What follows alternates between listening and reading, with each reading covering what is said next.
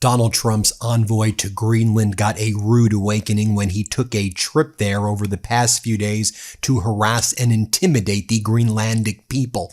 They rejected him. They did not show up when the United States was holding a ceremony for a new American consulate there. The leadership in Greenland made it very clear that they were drawing red lines around their sovereignty, that they would not agree to the United States conditions of permanent military bases without approvals, that the U.S. can get veto powers over Greenlandic deals with other countries and companies. And you had Jeff Landry, this pathetic governor from Louisiana, who went there very creepy, wearing these camo pants to harass and kind of torture the population. He got basically forced out. And as he was leaving, you can see him just being angry as the press was saying, so, seems like you didn't get anything done here, and it seems like you were just here to harass the people. And he was just starting to lash out at the reporters. Let me show you as he basically runs away as the reporter's like, where are you going, bud? Where you going? You're going back home? Bye. See you later. Good luck going back to Louisiana, buddy. Stay out of Greenland. Here, play this clip right here. Hold on a second. Let me ask you a question. Let me ask y'all something. When's the last time that any high-level diplomats came to Greenland, whether it's from Europe or not, before Donald Trump? Well, that says more about you. No. That's not, no. That's a question that Greenlanders should ask themselves.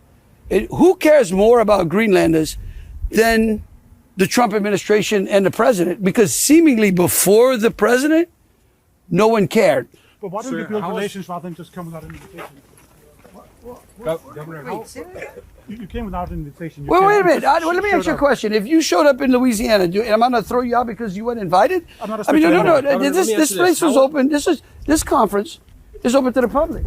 Governor, and so why wouldn't you? The reception's been great. Really? Yeah, it has. How did the meeting go with the Prime Minister yesterday? I thought it went great. Really? Yeah. Why? You think it went bad? No, I'm curious. What did you guys discuss? We just discussed the opportunities that we had. I flat out asked them, what were the issues with the United States and the relationship between Greenland and the United States before the president. And you know what? You know what the Prime Minister, what I got out of that meeting? Mm-hmm. I got out of the meeting that before Donald Trump, the United States was ignoring Greenland. Thank you, guys. More, though, from Landry before that went down. He said, and then he ran away. He goes, I just want everybody to know Donald J. Trump put Greenland on a map. Before Donald J. Trump, nobody knew about Greenland. Yes, they did know about Greenland before Donald J. Trump. And just get out of Greenland, okay? What are you doing? Here, play this clip. The plan to try and acquire Greenland. Well, again, listen, this is all about building a relationship. Let me tell you what I found. What I found, that Greenland was not on the map until Donald Trump put it on the map. In other words, the United States, before Donald Trump, had basically ignored this place. And I think it's really to the detriment of both the relationship between the United States and Greenland and the opportunities that we can bring Greenlanders. I think that that's important as well. And so I would tell you that the credit to bringing opportunity to Greenland is squarely on Donald Trump. He recognized that. He wants to create opportunities here in Greenland, and that's my job. And so that's what I'm going to be going back and talking to him about. Now, let me just remind you of this creepy guy. Before wearing camouflage pants, Landry would ask the Greenlandic boys if they wanted pictures with him. Why would we want a picture with you, dude? No. Here, play this clip. She wanted to know if you were famous. I said, well, I don't know if he's famous, but he's the governor of Louisiana. You want to take a picture? No? He's like, I'm good. And then he would tell the little boys, you want a little cookie? Want me to give you a little cookie? Go back to Louisiana. I'll get you. Dude, these people are deranged. Here, play this clip right here. If you come to Louisiana and you come to the governor's mansion, all the chocolate chip cookies you can eat. Now, here's what Greenland's Minister of Foreign Affairs had to say. He said, we gave the United States and Landry a clear message about Greenland's red lines. Together with Denmark, we were open to increase cooperation with the United States. We're open to cooperation the proper way. We have not been difficult when it comes to that, but you can't take over a country.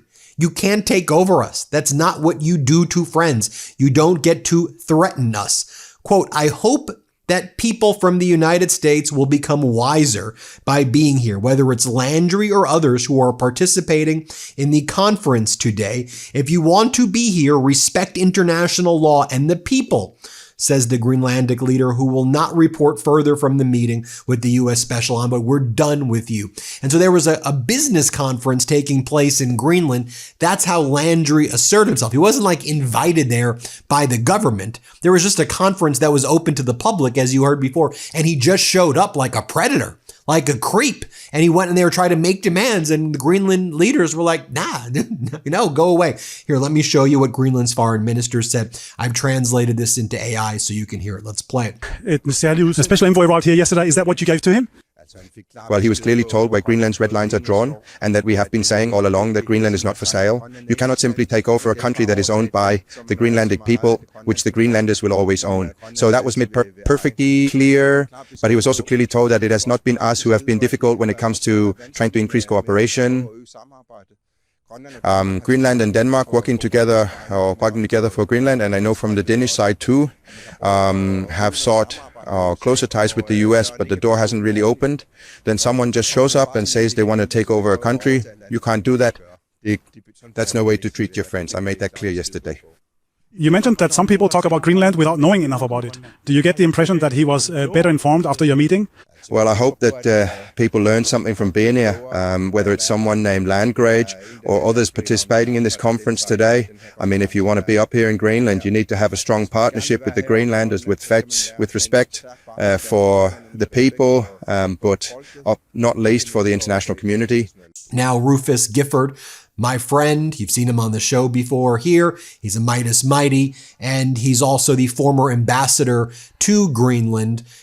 He had a few things to share. He said, I'm showing up here to give you a different perspective, but I want Greenland and Europe and the rest of the world to know that what Trump regime is doing, that's sadly part of our country, but that's not who lots of Americans are. We want friendship. We respect your sovereignty. Take a look at what the former ambassador to Denmark, which obviously Denmark, Greenland.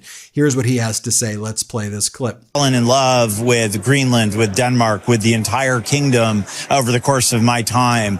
And it's very, very important for me not only to share my perspective, but also have Danes and Greenlanders hear from an American that there are a lot of us, a heck of a lot of us, hundreds of millions of us actually, who don't stand for what Donald Trump has said. And it's important for us to show up, and you hear a different narrative than the one you've seen out on the street here from other Americans. Now, here's what Jeff Landry was also saying to KNR, one of the Greenlandic media outlets. KNR followed up by asking Landry whether he, like his boss, has previously said that Greenland is a badly managed piece of ice. And that's what Landry was saying. You're a badly managed piece of ice. What I can tell you, I won't do the impression, is that what I will take back and report to the president is that once we had an opportunity that previous presidents squandered. Trump is not a failure like they were. He loves to win. He loves making deals. Dude, they're so weird about the deals. Let's do a deal. You want to do a deal with me and do a deal with you? Deal. And they're not even doing deals. You're just harming the American people, and you're throwing our country under the bus. He recognizes that Greenland is extremely important to national security, not only for the United States, but also for the Western Hemisphere. And of course, for Greenland's own security, right? How Putin-esque is that? We're just invading you, Ukraine, for your own security. That's what Donald Trump's saying about Greenland. Now, Landry responds to fear and anger in Greenland over his visit. Question. So what do you think about the fear and anger your visit and the president's rhetoric have sparked amongst the Greenlanders? Answer. There was this huge backlash, which honestly seemed to come from Europe more than Greenland. Keep in mind that I was invited to a dog sled race. If you want opportunities, you have to keep the door open. But it seems that Europe tries to close the door every single time. I believe this could become a major opportunity for coexistence between Europe, Greenland, and the United States, with the U.S. taking the lead. And that's not unfamiliar territory because the United States led reconstruction of Europe after World War II. It's not as though Europe alone built the Europe we see today. What are you talking? There is cooperation. There's NATO. There's lots of cooperation. America has military bases in Greenland. What are you talking about? There's lots of cooperation. There's with Canada. There's NORAD. I mean, there's all this Arctic joint defense that America was in that you all squandered. Question. But would that require the United States to somehow bring Greenland into the fold? Answer. I don't know. First and foremost, you have to have an open dialogue and you have to have a conversation. I'm sure the working group is having those kinds of discussions. I'm also sure they will present a possible framework to the president. For me, it's about making sure we do not miss the opportunities that previous presidents clearly missed. What's the working group saying? Well, the premier of Greenland, Jens Frederik Nielsen, says, "We have our red lines," he told DR, Denmark's public broadcaster, "and no matter how many chocolate cookies we get, we are not going to change them." When later asked about it by the New York Times, Mr. Landry said, "There's only one line, and it's the red, white, and blue," in response to the prime minister of Greenland saying, "We don't need your cookies, we have our red lines." The premier of Greenland also said, "I will not attend the official opening of the American consulate." Jens Frederik Nielsen told the local media outlet that he will not attend the official opening of the new American consulate on Thursday.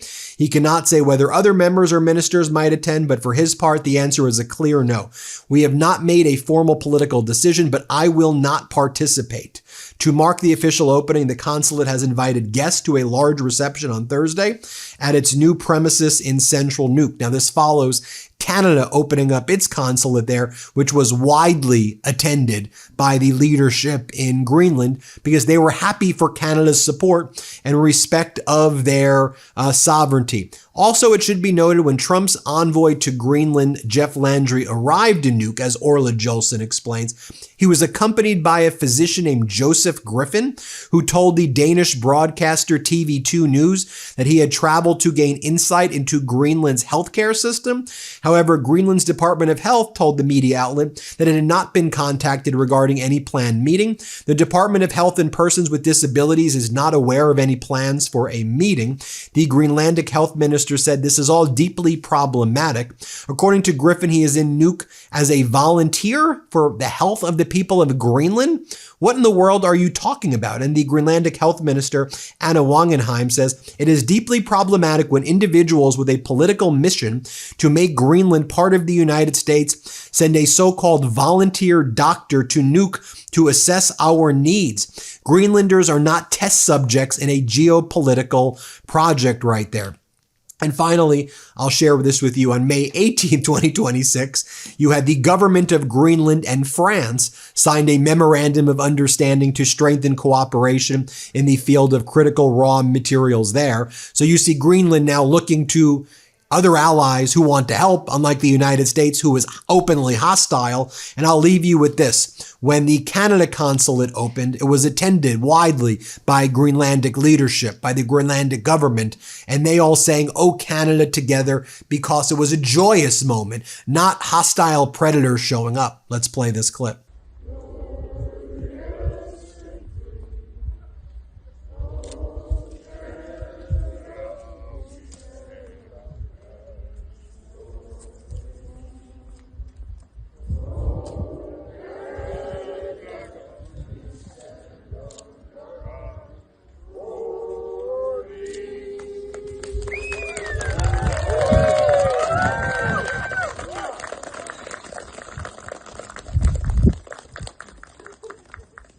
There you have it, folks. Let me know what you all think. Hit subscribe. Let's get to 7 million subscribers. And thanks so much for watching.